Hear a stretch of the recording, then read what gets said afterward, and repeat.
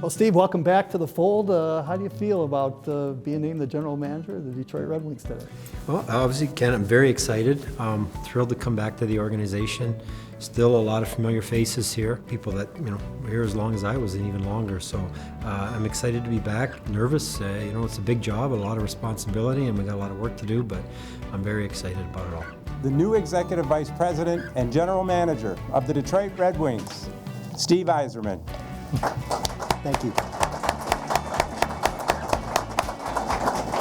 Thank you. I really appreciate you all turning out this afternoon for our press conference here. I would like to start by saying, one, I'm extremely excited to be back in Detroit. This city, Red Wing fans, the state of Michigan were incredibly supportive of me throughout the ups and downs of my playing career. I am very excited to return to the organization and join the Red Wings again, and with our goal of getting the team back in contention for Stanley Cups and the championships that is expected and has come to be expected here in Detroit. As a player, all those experiences help me as a manager because I can relate to our guys. Pretty much every after playing for 22 years on good teams, on bad teams, on playoff disappointments, like what we went through with Tampa this week. I've been there, I understand, and it's tough.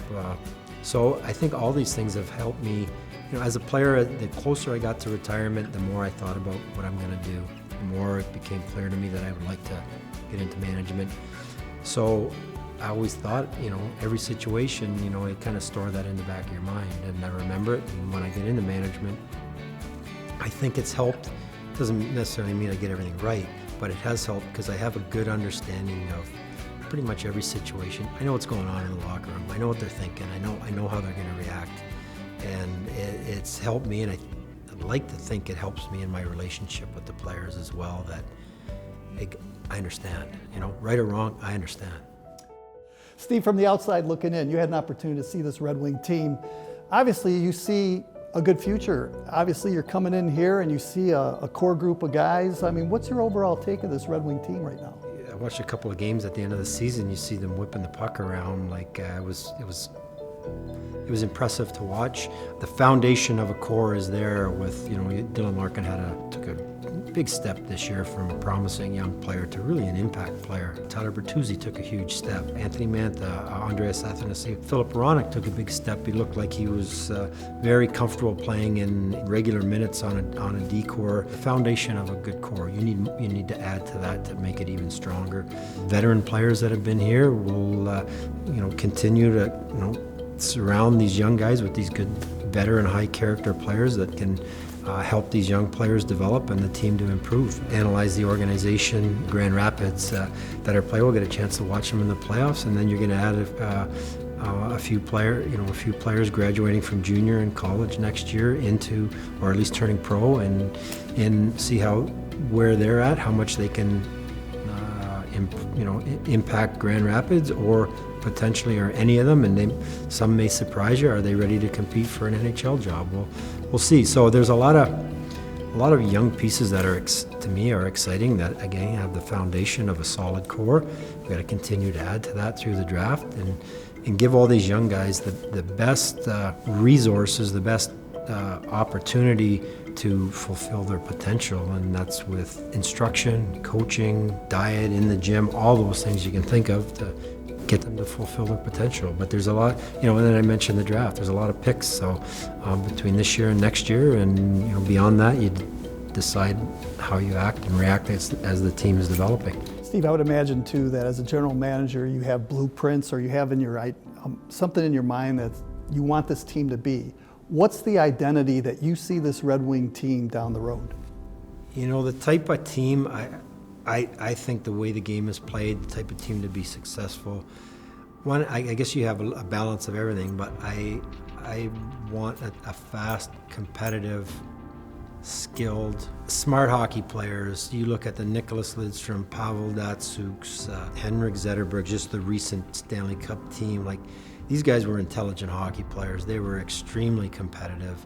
They had skill. They could play the game any way. And the Red Wing teams that I played on had those types of characteristics. The championship teams have those type of characteristics, so that's what I look to have. You worked with Kenny Holland after your playing days, and you spent 4 years with him before going to Tampa Bay. If there's one thing that you've learned from Ken Holland that comes to mind, what would it be?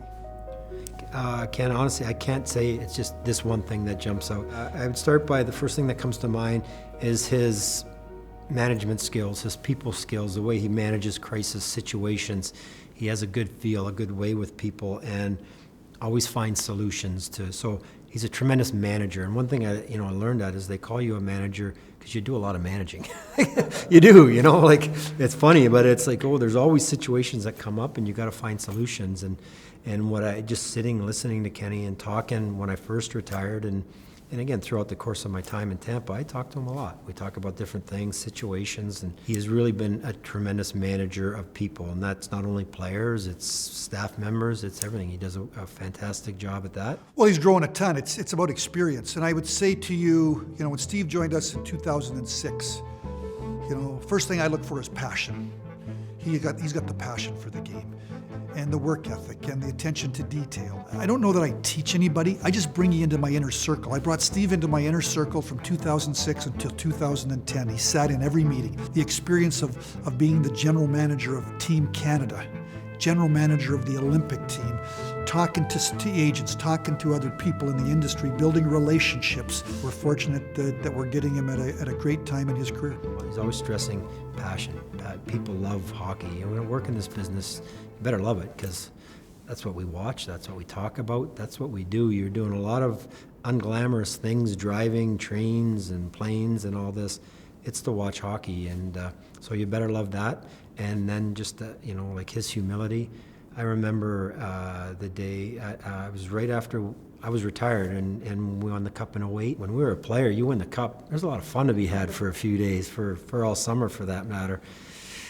Well, we had the parade that day, and I walk into the office, and Ken, Jim, hey, great, what do we, I'm figuring we got golf set up, we got a dinner at this restaurant or that, and they're like, wow, they're in the office the very next morning, they had to get ready for the draft, they had to get ready for free agency, they had so much to do, and I realized, hey, this job, there's a lot of responsibility that goes with it. So being there through those situations, I really learned from him and what Jim at the time, Ryan at the time, learned a lot. It was a valuable experience. So you asked me what jumps out, I learned a ton, and it all jumps out at me. Steve, I know it's been a long day for you. One final question. I know the fans here in Detroit over the last year have been longing to have you as their general manager. Do you have any words for the fans right now? What would you like to say to the fans here on day one of your job with the Red Wings as a general manager? I'm taking over for Ken Holland, who has been one of the most successful general managers the last 25, probably the most successful general manager of the last 25 years in this league, who has done a fantastic job. They are difficult jobs. Regardless of what people think, good, bad, indifferent of me during my playing career, doesn't make me a good GM, doesn't make me a bad GM. My experience in Tampa was fantastic. I gained so much valuable experience. I'm disappointed I wasn't able to complete the job there, and as far as leave before winning a Stanley Cup, that's what I would have truly loved to have done. But for our fans, it's difficult. I was drafted in 1983. We finally won a Stanley Cup, and we had some really good teams through the early 90s, mid 90s. It took till 97 we won a cup. A lot of things have to happen to go. It's really difficult, and it took a while. And, the Red Wings won in the 50s. There's cycles, and it takes a while, and it's difficult, and there's no guarantees. So we just, everyone in Detroit is still pretty fresh winning a cup in 08. I have good memories. It's hard to do it, and I just say, look, this is going to take some time. I believe this, with the Ilitches owning the team, they're committed. They want to win as bad as every single fan does, and they'll do whatever they have to get there, and I'm hoping I can add to that and expedite the process. But we need some patience, and me coming in isn't just going to turn this thing around overnight. It's not going to be one good off season here and away we go. I've learned it's a process, and having done it again for 8 seasons in Tampa, it's hard, and at times it's very frustrating because you want to do things, you have all these ideas.